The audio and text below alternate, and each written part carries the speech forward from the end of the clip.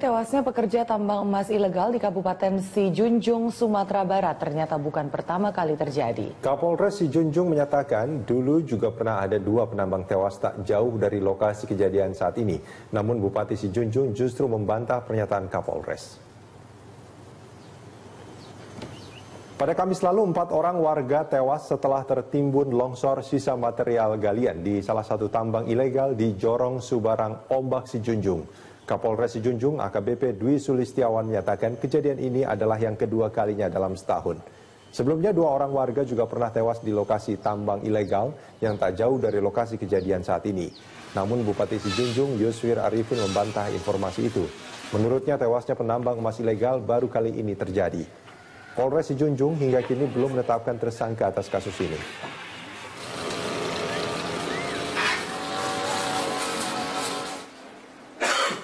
Untuk tahun 2015 ini sudah 2 kali dengan ini. Sebelumnya berapa orang? Sebelumnya korban 2 orang.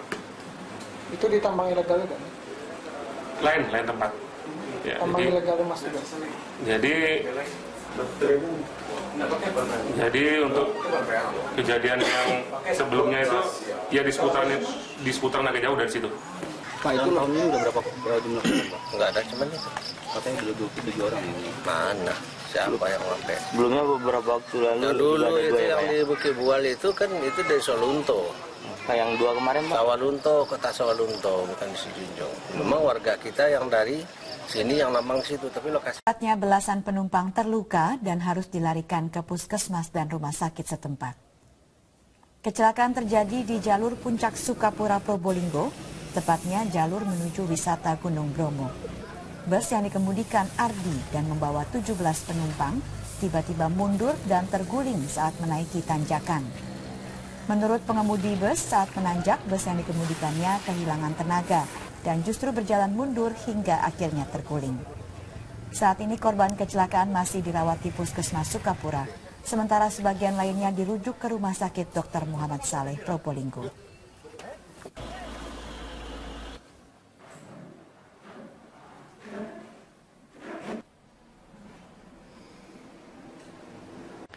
Aparat Polresta Banda Aceh menangkap 2 orang pelaku pemalsuan ijazah universitas ternama di Aceh. Tersangka mengaku sudah menerbitkan 57 ijazah palsu. 2 warga kota Banda Aceh masing-masing AZ dan SB digelandang ke Mapolsek Syahkuala Kota Banda Aceh. Keduanya ditangkap di 2 lokasi berbeda karena terlibat pemalsuan ijazah sarjana dan magister dengan kop salah satu universitas ternama di Aceh. Kapolsek Syahkuala AKP Yusuf Haryadi mengatakan untuk 1 lembar ijazah palsu lengkap dengan transkrip nilai, para tersangka mematok tarif hingga 30 juta rupiah. Para pelaku mengaku menjalankan aksinya sejak tahun 2007 dan telah menggandakan 57 ijazah palsu untuk program studi Fakultas Hukum dan Ekonomi. Polisi juga menyita 1 unit komputer, mesin scanning, dan printer serta alat cetak yang digunakan saat membuat ijazah palsu.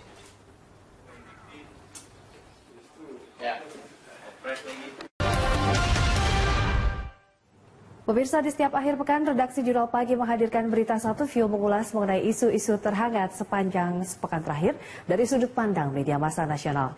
Kita akan membahas mengenai islah sementara Partai Golkar, ijazah palsu pejabat dan juga bentrok TNI Angkatan Udara dan Kopassus.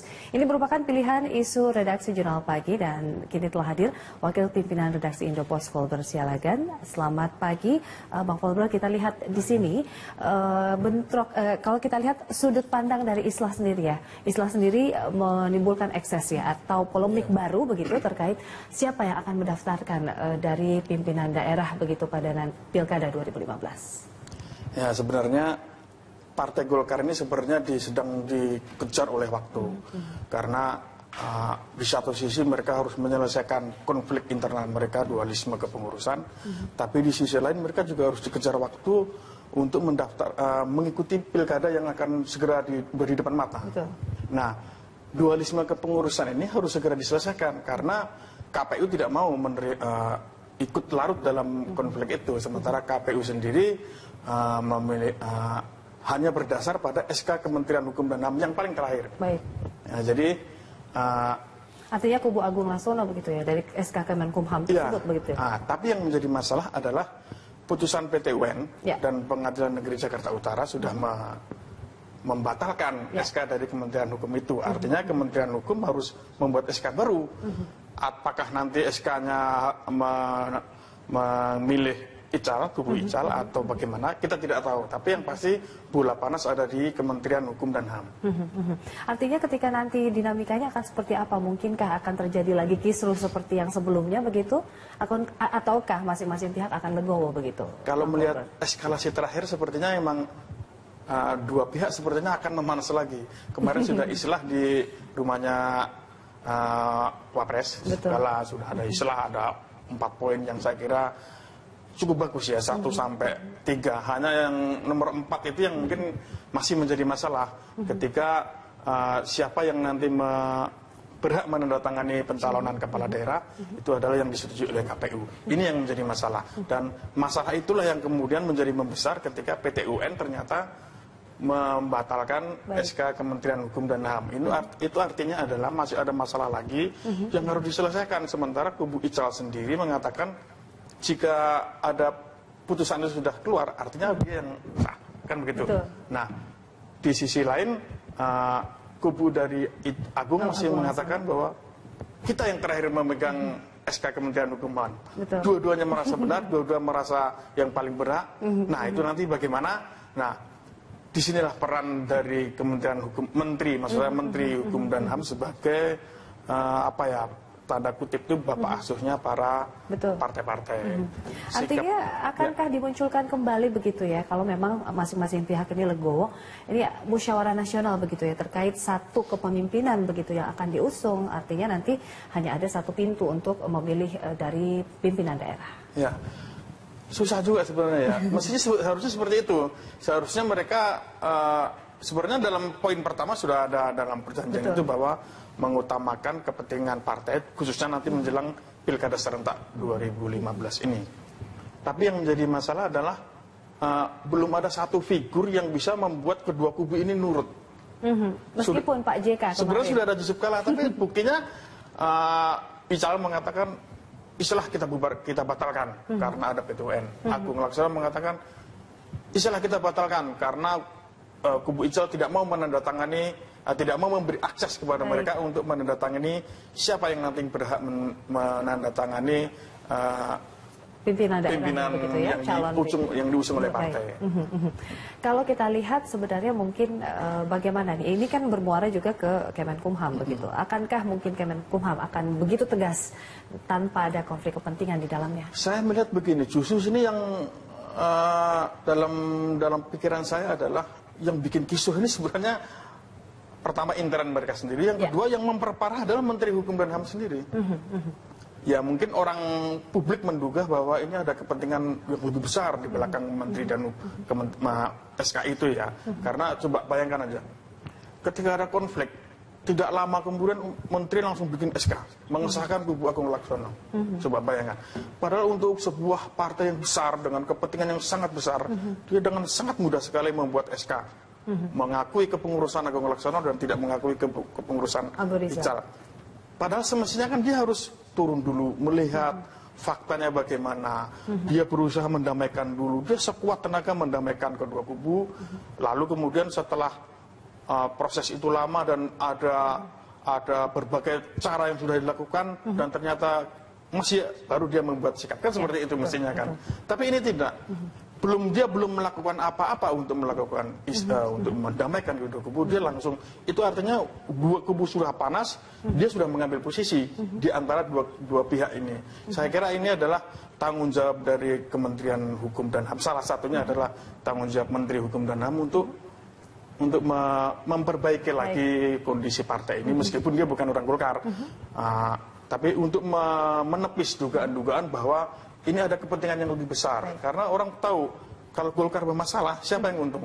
Golkar adalah oposisi. Keadaan terburuknya akan seperti apa ya? Mungkin nanti akan juga ada dilematis dalam KPU nanti begitu memilih siapa yang kepengurusannya sah hingga ke daerah nanti.